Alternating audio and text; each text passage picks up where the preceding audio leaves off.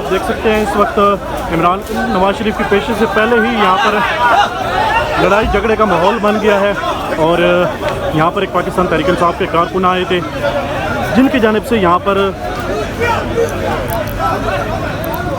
यहाँ पर नवाज शरीफ के हवाले से बुरे अल्फाज कहे गए थे और उसके बाद यहाँ पर जो नवाज शरीफ के जो कारकुनान थे वो यहाँ पर मुश्तइल हो गए। ये आप मनाज़र देख रहे हैं इस्लामाबाद हाई कोर्ट के बाहर से। नवाज शरीफ की पेशी से पहले ही यहाँ पर ये आप देख सकते हैं हंगामाराई और लड़ाई झगड़े का माहौल बन चुका है। नवाज शरीफ की पेशी से पहले ही यहाँ पर आप देख सकते हैं किस तरह का माहौल बन गया और सिक्योरिटी के भी सख्त इंतजाम है, लेकिन यहाँ पर पुलिस की जानिब से अब बीच बचाव करवाया जा रहा है।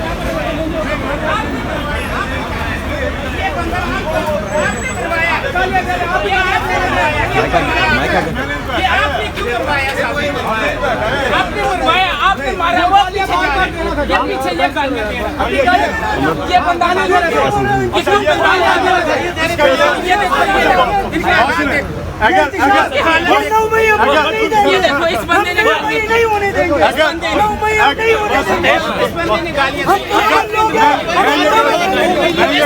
क्यों मरवाया?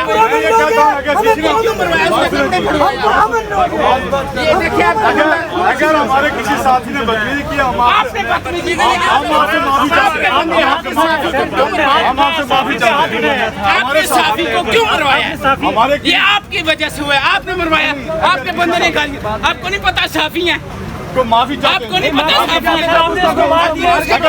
मैंने नहीं किया लेकिन किसी साथी ने भी किया। जितने आपको उसने थप्पड़ मरवाया आप भी मरवाए। आपका बंदा गाली दे रहा है, गाली दे रहा है, आगे साइड से तो नहीं दे रहा।